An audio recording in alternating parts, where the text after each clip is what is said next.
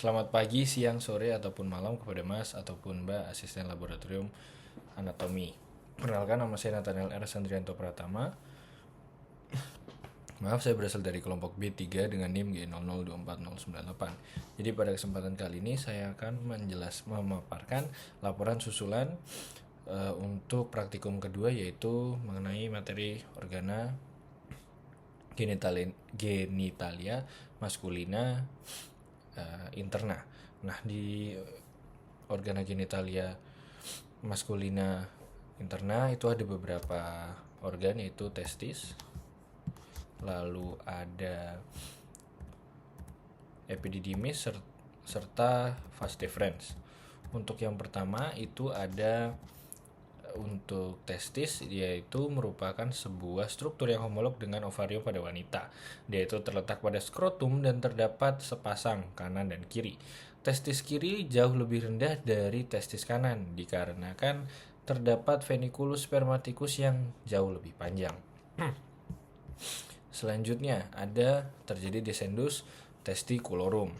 Nah, dia ini didefinisikan sebagai proses turunnya testis kepada skrotum dari kavum abdomen selama masa embriogenesis. Nah, di sini ada gubernaculum testis, yaitu fiksator testis pada kavum abdomen. Karena selanjutnya ada canalis inguinalis, tempat keluarnya penis ke skrotum pada masa embriologinya, serta prosesus vaginalis. Pada awal kehidupan fetus, terdapat pada cavitas abdominalis yang berdampingan dengan ren, yang nanti terfiksasi pada dinding posterior abdomen oleh gubernaculum testis. Awalnya perkembangan sampai dengan bulan ke-7 yang lalu, testis mengalami penurunan relatif ke dalam canalis inguinalis, lalu pada ke skrotum dengan tarikan gubernaculum testis untuk menghindari temperatur abdominal yang suhunya tinggi, seperti itu. Testis itu yang seperti apa sih? Nah, jadi ini adalah prepara testis. Nah, di sini ada beberapa struktur.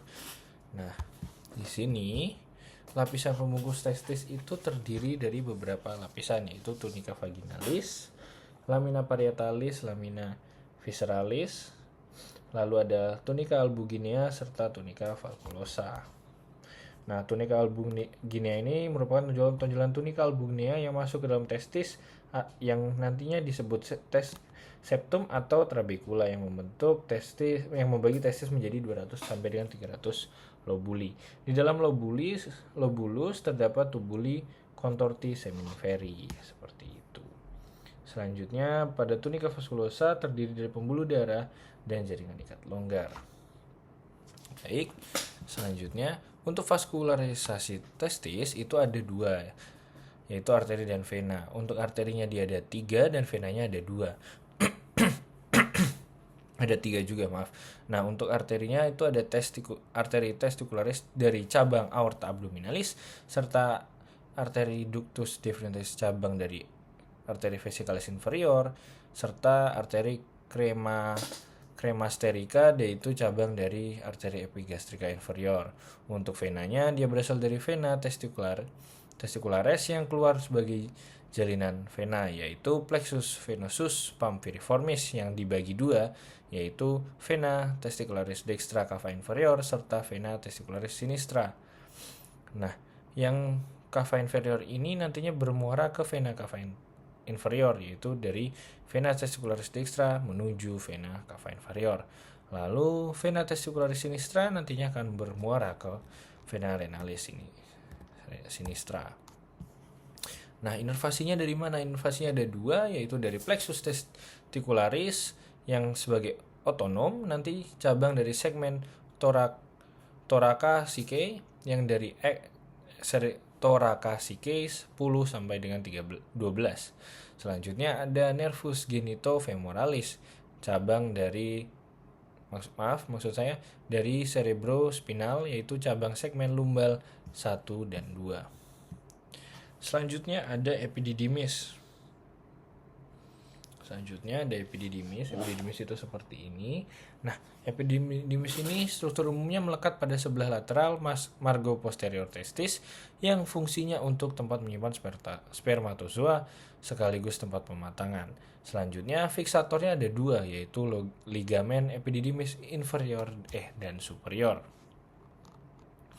Nah, untuk suplai arteri dan venanya, epididymis sama seperti suplai arteri dan vena pada testis. Untuk drainase limfonodinya, dia bermuara pada para aortaci atau lumbales. Lalu dia juga memiliki ductus aberrans superior yang melekat pada rete testis dan juga ductus aberrans inferior yang melekat pada corpus epididymis bagian bawah. Ini untuk gambar epididymisnya. Baik, selanjutnya ada ductus deferens atau vas deferens. Vas deferens ini yaitu struktur umumnya merupakan kelanjutan dari epididymis yang menuju ke ductus ejaculatorius, lalu ampula ductus deferens, ductus ejaculatorius, dan berfungsi mengangkut sperma dari epididymis ke ductus ejaculatorius untuk bersatu dengan sekret.